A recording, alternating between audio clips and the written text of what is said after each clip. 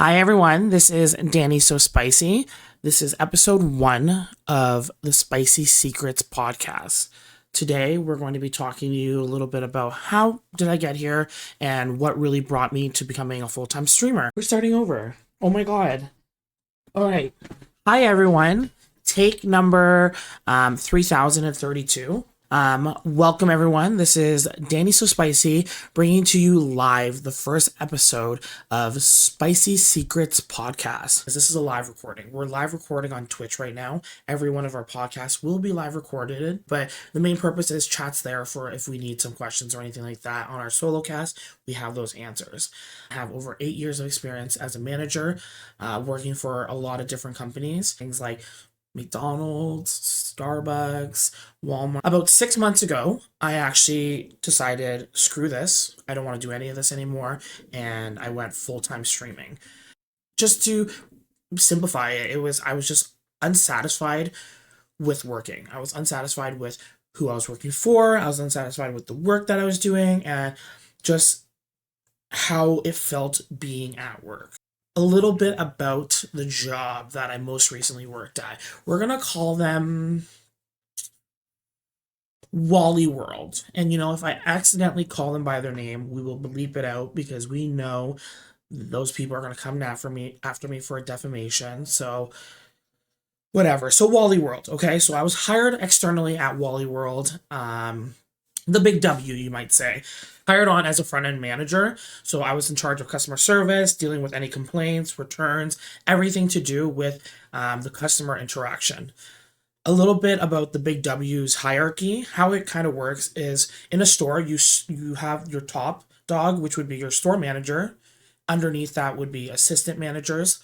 Reporting to those assistant managers would be store leads, which would go into department managers and customer service managers, and then an associate. So there's quite a bit of a hierarchy in the W world.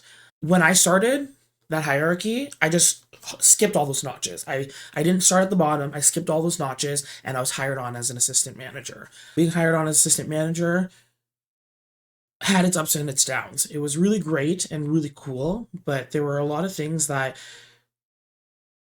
made me feel like I didn't know whether or not this was the right job for me. So my role, they put me in the customer service manager role. The front end manager role, which deals with all customer service. In that role, day to day, I had to do things such as make schedules, just solve basic complaints. So my job is not like a cashier. A cashier goes into work and they take your money and they put the transaction through again and again. My job is whatever is needed to be done at that given time in that whatever given department. So although I was in charge of the front end, when I was on shift, I was considered the on-duty manager to take care of the entire store. So I know nothing about meats, but I'm in charge of meats. I know nothing about dairy. I am in charge of dairy. I'm in charge of every single department. My role was awesome in the sense that I was my own boss. Nobody could tell me what to do, and it was always my way. I want to take a break. Oh, you deserve it. Go take a break. You want to, surf the internet a little bit. Oh, do it. The internet's healthy for the brain. Whatever I wanted to do, I was doing. So, yes, I kept busy. I had a lot of things to do. In general, the job was cushy. To give you guys an example of that, I remember I was helping associates get something done when it needed to be done one day. And I had somebody tell me not to do that. They said it doesn't look good because then they'll expect you to keep doing that. And that's not your job as the manager. So it's cushy. I watch you work. I stand there while you work. That's my job. On a day-to-day basis, we deal with just the typical things like helping customers, dealing with customer complaints. But on non-regular basis, we would have situations come up, which we'll go a little bit further into that in a little bit. A lot of issues I had as a manager. Different things always happened at Wally World. Wally World is, okay, I know you guys don't know what the company is, but Wally World is essentially the brand that you go into to steal and to get things for really cheap. Okay? I'm sure you guys can figure that out. we had all sorts of things to deal with, such as fire drills, power outages, gun threats, bomb threats, missing children, theft on the daily, like thousands of dollars of theft on the daily, and of course, injuries that occur at work. So as the manager, those were my obligations. Those were things that I was always in charge of. We didn't have them all the time, but if we had a coded emergency, I was to deal with it. Code white injury, I had to do examples of like what I mean. So like I'm coming into work, wearing a really nice dress shirt. The dress shirt's Calvin Klein, my one and only Calvin Klein item. I'm wearing it. I'm excited. I look good. It's awesome. I get to work. I'm walking around and an old lady trips on her own feet, smashes her gums into the ground, which ended up making her entire bottom teeth line jab her top of her mouth. Her mouth starts gushing blood. She's on blood thinners, so she's now losing blood at a rate that's too quick, and we need to help her, right? So here I am trying to assist. They're gushing blood on me. I'm cleaning it, but now my Calvin Klein shirt's ruined. That's one example of a story. Another example of a story would be a kid is with their family, and the kid is like rowdy. They're the type of kids you just want when you grow up. They decide to leave their parents and walk home. They walk home, boom, now we have a missing child. We're now looking around the whole store for a missing child, doing a full lockdown. So as you can see, I have a lot of stuff on my plate, but I have nothing on my plate at the same time. Yes, I get to surf the internet. Yes, I get to have break when I want. But if, for example, a coded emergency occurred, I have to be there for that. That's my job. That's my obligation. And it happens actually more than you would think should happen at a place like Wally World. Let's go back 6 months from now, about six to 8 months from now. What was I doing? I'm at work and I'm dissatisfied. First dissatisfaction would be the treatment of employees. We treated our staff like cattle. They got paid a minimum wage. We would cut hours and screw them over, and we would be like, here's a pizza party. Everything's a-okay because you got pizza. They were overworked.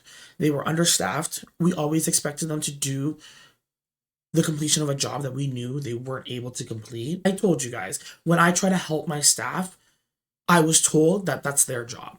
I don't need to help them. So imagine your boss staring at you when you're behind on production because they're your boss. Obviously, your manager's not going to help you. That's what would happen. Just complete dismissal of the employee. I don't believe in that. I don't think that it's right to treat people like cattle. Staff don't want to stay somewhere where they're treated like cattle. We had a turnover rate that was so high that we always just said we are currently failing our turnover. It was so bad. People quit all the time because they were unsatisfied. I've worked for many different companies and I've watched companies that treated their employees well and didn't treat their employees well. When you treat your employees well, they want to stay. They want to perform the job well. They want to make sure that everything is great. When you treat them poorly, they don't care about the job. They don't want you to succeed because you don't want them to succeed, right? So it was tough to be able to come to my employees and say, hey, I need you to do X, Y, and Z in this time frame and make them feel like they want to do it. Because what am I to them? They hate me. They would spit on me if they could, right? That's number one. Number two, the management was just atrocious. They didn't know what they were doing half the time. Nobody knew what they were doing. It made no sense to me. And we looked down on the employees. How it worked was managers were only eating lunch in the manager's office, even though there was a break room for everybody. I had a time that I went into the break room and had lunch with staff for like 2 weeks. Essentially, had lunch with them, different staff every single day to show them, hey, you guys are not cattle. I was told that's not appropriate. That may seem like you're fraternizing with the staff. You cannot do that. So I ate my lunch alone, and my staff only talk to me when they're getting yelled at or when they're getting disciplined or when I need something from them. That's how management treated staff. So I hated it. I hated it because to me, a manager does the job that the employee does, but better. That's what they do. Some of the managers didn't even know how to do the jobs that they would tell the staff to do. So they'd be like, do the job. And the associate would be like, I don't know how to do it. And they'd be like, okay, well, give me a bit. I'm busy right now. And them being busy is them running away to go try to ask somebody how to do it. And that's crazy to me. Like, you have to be knowledgeable about what you're trying to dictate somebody to do. Number 3, Wally World, the big W. They don't give a crap about me. They don't give a crap about anybody. What you do is insignificant. When you think, oh man, I better not call into work today. They need me. No, they don't. They don't need you, nor do they care about you. That is the truth about working for a corporation. They don't care. They will not care. And you're better off realizing that earlier than later, right? So I knew that the company didn't make sense. It didn't make sense. Our communication style was a pizza party. You're not happy with something. Oh my gosh, sorry. Oh my, it's almost Christmas. We got you a pizza party. Are you happy now? That was the resolutions. And now the best part. The part that you all came for, the story, the juice of the podcast, the final straw that kind of just made me realize I don't want to do this anymore. It was a regular day. It was probably, I think, a month before I quit the job. My last month working there, I was in the office taking my break. I was eating brownies, actually. 2-bite brownies. Those are not 2 bites. That's 1 bite. I'm sitting there in the office eating brownies, and I hear over the intercom, they say, code white front entrance. And when I hear code white front entrance, it's hard because there's one day that I'll be running to that location because I'm like, I need to save lives. I am a lifesaver. I am here to protect everybody, right? And then there's some days that I'm like on my phone, just walking there, taking my time because it's probably a kid who scraped her knee. There's no point, right? Something felt off. Something felt like it was not right. So I ran to the location, and it was at the front entrance. And when I got there, it was bewildering to see the situation. There was a lady who was on the ground, completely passed out, and everybody was just running around. Like, when I say that, like, chickens with their head cut off. They are running around, screaming, yelling help, as if yelling to another customer at Wally World is going to get you help, right? So now I'm like, what is going on? I stop everybody. I ask, what's happening, guys? What's going on? What happened? One of my employees let me know. She passed out. She just passed out randomly. She says, I need to take a seat, and then she passed out. I notice someone's on the phone already with the ambulance. I go, pass me the phone, please. I take the phone. They start probing me through some questions, trying to see what is going on. I answer to the best of my abilities. We need to check her vitals, right? And I'm like, I watch Grey's Anatomy. That is my training in the medical field. Unless you're talking about when they would wake my ass up at 9 a.m. to go to a first aid class the day after I was drinking all night. That's my education, right? So I'm sitting there going, sure, let's check her vitals. I check her vitals. There's no vitals. There's no breathing. She is not breathing. Her chest is not rising. She is not responding. And now I realize this is serious. This is, it's going to take a little bit more than, a Band-Aid. So I say, she's not breathing. What do you want me to do? They say, get the defibrillator. What is the defibrillator? I didn't know what it was. So I'm just like, yeah. And I look over, there's a box on the wall with a cross on it. So I'm like, defibrillator. Obviously, I open up the box, I pull out this machine. The alarm starts blaring at me because I guess people steal defibrillators. I take the machine, I put it down, and essentially I have to put these pads on her, and the defibrillator's job, if you guys don't know a defibrillator, what it is going to do is you put the pads on them and it will check their heart rate, it monitors their blood. I'm making this up. It does a bunch of tests. Fancy new defibrillators, such as the one I had, will then speak to you. So I'm on the phone and I'm like, okay, so what do? I attach it to her. What's next? And they say, just wait. If anything's needed, the defibrillator will tell you that it's needed. I take my time. I wait, no response from it. And then all of a sudden you hear, perform CPR, perform CPR. And I'm like, uh, uh, what's that? What's CPR? I couldn't remember. I still don't know. I think I did CPR. Okay, what? I think they're both CPR. What does it mean when I put my mouth on her? Because I thought I had to put my mouth. Like I thought I was gonna have to put my mouth on her mouth, and they're like that wasn't it. I look around. There is everyone around me, and I'm like, God. All I remember is I took my hand and put it on top of each other, and I just started going like this. I know that you're not supposed to like, like I don't know, like just like push. You're like supposed to like do like you see how I'm doing it? Like it's like a hard pressure. Like I don't know. So I started doing that because I saw that on one episode of Grey's Anatomy, right? And I start pumping, pumping, pumping. Nothing's happening. And me, like I said, I don't know what I'm doing. I have no idea what I'm doing. So I would pump for a minute and then I'd be like, oh my God, like I think this is when you like mouth to mouth. So my ass put my ear to her chest and I'm listening in. And I'm like, all right, still nothing. And I go back to it again and again and again. And I'm doing it again and again.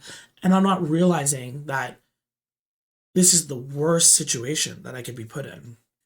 I was doing CPR for 7 minutes straight, during which I was on the phone with the paramedics. So this is me. So for those that know me, I have terrible back pain and neck pain. So I'm seizing. Like my body is seizing while I am currently on the phone with them. And this is the most exercise I've ever done. These chest compressions are the most exercise I've ever done. And all I could think about was, what the heck? Where was everybody? Where were all the other CPR certified people? 7 minutes go by. All of a sudden, she's breathing. And I'm freaking out. Because 2 minutes ago, I thought she was dead. 2 minutes ago was when I started to not give CPR at the same extent that I was giving it. I was getting tired. I was ready to give up. So I'm like now doing like flimsy CPRs. Like, I don't know what you would want to call it. It was not good CPR. And in the last 2 minutes, the most like the the part that gets you is even though I started getting more flimsy about it, I realized at like the 5 minute mark, so with 2 minutes left, that I was breaking her ribs. I had done the CPR. What is it? Session? The CPR, the movement. I did the movement so long and for such a hard pressure, her ribs broke because her chest was no longer stiff and you could hear the cracking of the bones underneath. And in those 2 minutes, I didn't think it even mattered anymore. And then she's awake. And this is when things turn real south real quick for me. Um, when what happened? Like you think about it. You pass out in a store, okay? What do you think you're gonna wake up to? She woke up to a broken rib cage and a random stranger over top of her trying to do compressions. So she woke up and she's screaming. She is yelling at me and telling me, stop, stop, stop. It was crazy. I just remember letting go. And it was like all these steps came into the right moment. The doors open. The paramedics come in. They push me aside. They take the lady. They put her on. They ask me a few questions. And everybody's gone. Like that. Just a blur. And all I remember is the other assistant manager coming up to me and being like, are you okay? And I'm like, yeah. And it was the adrenaline. I didn't realize what was going on, right? So I was like, back to work. Let's get her done. We need to get things done. We have closing tasks to do. So I start filing my report. Working for a company like Wally World, you have to do everything meticulously. And you have to report everything. So me, after whatever you want to call what I went through, I'm sitting there in the office just putting it on paper. Lady stopped breathing for 7 minutes. Lady began breathing again after 7 minutes and her rib cage broke. Location of injury: circling the rib cage, broken rib cage. Just doing all these random notes, right? Not thinking anything of it. Still living off the high of it, the adrenaline of it. I went home that night and I just kind of thought to myself, this is what happens as a manager at Wally World. When you work for, oh, I just said the name. When you work for them, you got to do that every day. That's what I told myself, because I wasn't even six. Like, I was like half a year into it. Okay. I didn't know if I was okay. They didn't tell me that that was not uncommon. So I thought, man, I got to be doing this every like 4 months. It happens all the time, kind of thing. Right. So I kind of just was like, whatever, no big deal. That's my job. I went home to my family. I did my job. I got work done. I saved a life. That's what it's like to be a manager. I went back into work the next day, the next morning, actually. And things just weren't the same. The high died down, the adrenaline dropped, and I started realizing that I no longer felt that excitement. I was now starting to feel terrible emotions. I was feeling regret because maybe I didn't do it right. I'm not a doctor. Did I do more damage than good? I started thinking about her yelling. I started thinking about, if she's yelling at this extremity, then did I do more damage? So I started self-doubting myself. I started saying things to myself that I didn't need to tell myself, and I kept working through it. I kept working through it, and I acted like it was nothing, and they acted it like it was nothing. Holy World didn't acknowledge it. I didn't get a call from my bosses about it. I just continued work. We just worked like it normally was. And from my perspective, I couldn't tell anybody what happened or what I was going through, because that was private information. That is, as a manager, that's why I was dealing with those things. So I didn't have anybody to talk to about it. I didn't know who to talk to about it. So I would see staff, and staff would just think that it was a regular day, because only like a select handful of staff saw that situation, right? Acted like it was a normal day every day for the next couple of weeks. And then we got back into the routine of things. Other coded emergencies started happening. And that's when it got bad. It got really, really bad for me, because you would hear over the intercom code white, and they would say a location, and I was scared. My heart would start beating like crazy again, and I would be in survival mode. I would be ready to go resuscitate another woman again. And I didn't know that that wasn't something that I was supposed to be feeling, but I felt that. And with that being said, Walmart has these issues like every other day. Every day I go into work assuming I'm going to have a code white or some type of coded emergency, right? So it started getting bad. I would go to these situations, and it might not be a big emergency, like there was one where somebody got hit by a car. Yes, pretty terrible. So my brain cycling through, but it was a love tap. She barely got hit. But I was like in this mode. I couldn't slow down, and I felt like I was constantly in survival mode. I was just walls up, walls up, walls up. Who's fucking with me? Who's messing with me? When is something bad gonna happen? And it just didn't do well with me.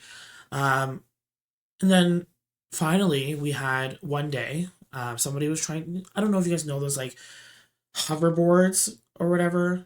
We sold them there. They're really expensive. Somebody tried to run out with them. They're so heavy that he was so slow that employees throughout the whole store started chasing him. People running past me at a fast rate in my workplace no longer became anything besides a trigger. I started freaking out. And I remember that day I froze. I stood there and I just watched them chase after him. But in my head, I kept saying, it's happening again.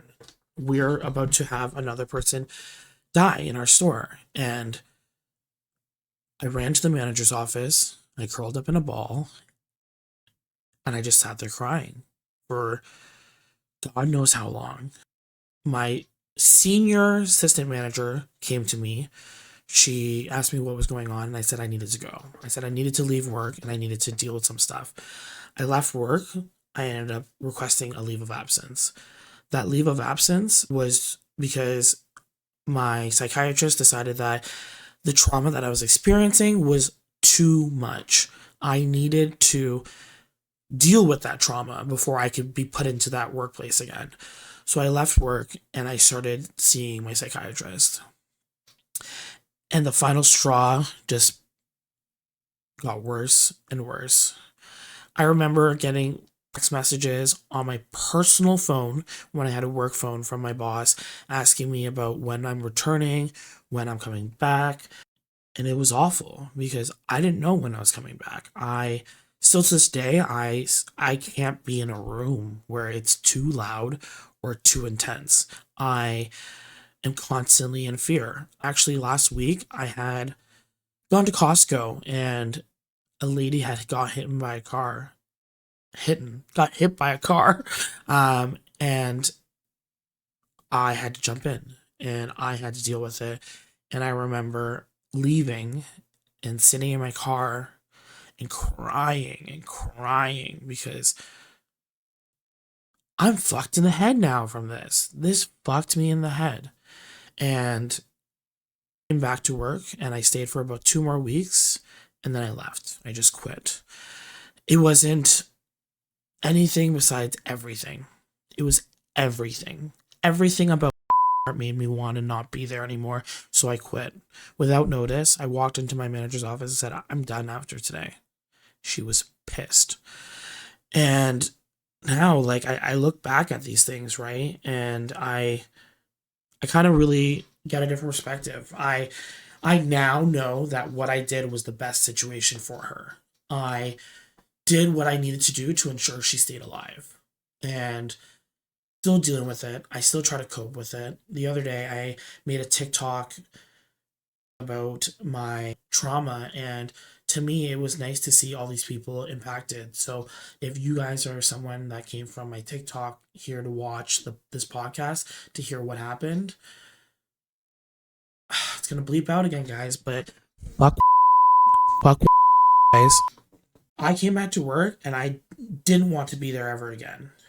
I'm going to tell you guys about the support systems that I was provided when I left, okay?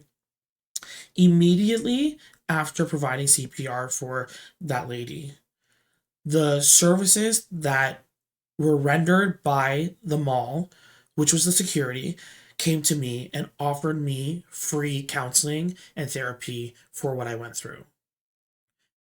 The big W never once offered me time off. I had to request it. Badgered me about returning, and never provided me any counseling or therapy, okay? Now you guys are sitting there going, wow, I would leave that company too. Wait. Right before I left, I was pulled into the manager's office, and my boss had actually brought up the CPR situation for the first time. Almost a month later, for the first time, they brought up the CPR situation. The manager pulls me in the office, finally, and she tells me, you know, what you did was great. It's actually never it's never happened in our market. She was telling me that nobody's ever saved a life in our whole region for our stores, and it took her a month to say something to me. And I thought that was fine, right? Like, she might have been busy, but this is my reminder, okay? When you guys want to be reminded why big corporate companies suck, I was told by her, she said, you did such a great job. We want to give you a pin that says good job. If you guys figured out what company I'm talking about, I'm sure you guys know that those vests that they wear, they got little pins on it. So what I give to my employees, which I have ownership over buying on my own, she said she was going to reward me. I stayed for another week or two before I had given my lack of notice. She never gave me a pin to say good job. So the worst part is she tried to acknowledge my trauma with like something that cost $2 to purchase and then didn't give me that $2 item. And I'm like spiteful about that. Like I still think about it. I'm like, that was rightfully mine. And she never even gave it to me. I have never looked back. I quit. I started full-time content creating. I've been a full-time content creator on Twitch for now 6 months. I have started this podcast. I'm happy. I no longer work for somebody who I don't believe in. I finally do what I want to do when I want to do it. I can choose what I believe is right and what is wrong. I can use my platform as the opportunity to teach people and show them what is out there and what their worth is, because I spent the last 10 years of my life slaving over corporate companies. I worked at all the corporate companies and I did everything for them. I wouldn't call in sick because I wanted to be there because I believed that they cared. Like they cared as much as they could care as a corporation. But that's a load of shit. That's a load of shit. If you think that your corporate company cares about you, they don't. They don't. I can't be around big groups of people. I can't handle loud yelling. I can't handle the sound of paramedic or any sort of emergency services noise, like their sirens going off. I spend most of my time by myself in the sense that I don't go have coffee at a coffee shop with my friends anymore. It's not easy. I don't know what to predict when I go outside. It is hard, but I'm working on it and I'm taking care of myself. And I think the biggest step for me was learning that was never going to take care of me. They were never going to give me enough time off to take care of myself, because I think this is going to affect me for the rest of my life. I don't think it's ever going to not be a part of me. And they didn't even care. You need to make sure you prioritize yourself. The days that I was mentally not stable to be at work, or the days that I was sick and I couldn't be at work and I still went, those days weren't worth it. Putting that company first wasn't worth it. And, you know, I think a big question that a lot of people are asking is, would you do it again? If you knew that all that suffering came from saving that person's life, would you have done it again? And I think I would have, because you know, HIPAA sucks. I think that's what it's called. There's privacy laws, so I may never know that that lady is okay. But I would like to believe that somebody would do the same for my family. I would like to believe she has a family and she has kids and she has people that care for her and love her. And I hope that I got to give her another opportunity. And I think that's what's really important to me. I think realizing that I impacted somebody's life in a way that nobody else could was so important. The question from chat is, was there anything that I would change or do that would be different? I would have gotten the help right away. I think the biggest lesson I want to teach you guys when watching this is, you know, a lot of people hear my story and they go, you're a hero. You saved this woman's life. The average time that you are supposed to give CPR for is 1 minute at maximum. And I gave CPR for 7 minutes straight and I brought that bitch back. I should be proud.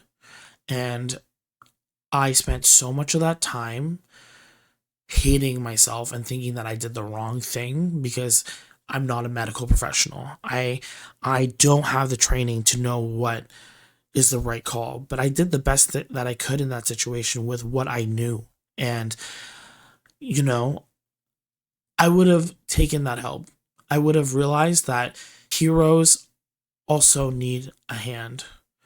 A lot of people called me a hero after that, and I kept telling myself I'm not a hero because I associated heroism as somebody who was strong, and I felt like I was so weak because of how I felt about everything. People need to realize that we all need help. We all need support. We all need someone to listen to. And when somebody offers you help, instead of saying no, take it. Take it and just go with it, because you never know where that could take you. It is my belief that it is so important for you to constantly be questioning and arguing with your thoughts, because I told myself that I was weak, and I believed it for months after saving that woman's life, and I didn't question it. I didn't question my thoughts. I just said, "Yeah, you're right. That is how I feel and that is the truth." But there is more to the truth, and I think being able to question your perception of yourself is so important, whether it's good or bad. If you're thinking great about yourself, question yourself, am I a little too cocky? Or, when you are down in the dumps about yourself, question yourself, am I really as bad as I think I am? Or are there things about me that people would love and cherish, right? So I think people need to really take from this podcast that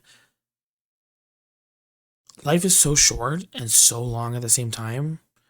Take care of yourself. Put yourself first. In terms of where I want to go and what I want to do next, I would say that my goal is these podcasts. This is episode 1 of many. I want to continue making these episodes so that you guys could see what I'm going through and to understand that everybody goes through things, right? And I hope somebody listens to my story and is able to realize that, you are amazing, you are great, and you will see that one day, because I never thought I would save anyone's life or I would have such an impact on someone, and here I am. She may be alive out there because of me. So, do I regret helping? No, I don't regret helping. Do I think it fucked me up? Yes, it fucked me up. A big way I perceive my life now since everything that's happened is I follow the word nihilism. I don't fucking know. I just read it on Google one time. Essentially, it just means that nothing matters. Like, whatever. Things are just the way they are because they are the way they are, right? People look at that and they go, wow, this guy is depressed. But, like, I'm not saying that as, like, nothing matters, life sucks. But in the sense that nothing matters, like, go eat that corn dog. Nothing matters. Go buy that Mercedes. Nothing matters. Go sleep naked all day. Stop stressing over these things and stop perceiving life as you need to do certain things at certain times. You have a checklist. I need to get married. I need to have kids. I need to get a house. I need a mortgage. I want a retirement fund. I want an RSSP. None of that shit matters. So, nihilism. Nothing matters. Do whatever the fuck you want to do. Do whatever makes you happy. That's the bottom line. This is episode 1 of Spicy Secrets podcast. I hope you guys enjoyed. I hope you guys learned something. I hope you guys got to learn a little bit more about me and my life, my story. The next time you guys see somebody drop to the ground and stop breathing, now you know what to do. You pull open the DannySoSpicy Spicy Secrets podcast and start pumping away. Ha, ha, ha, ha. Staying alive. Staying alive.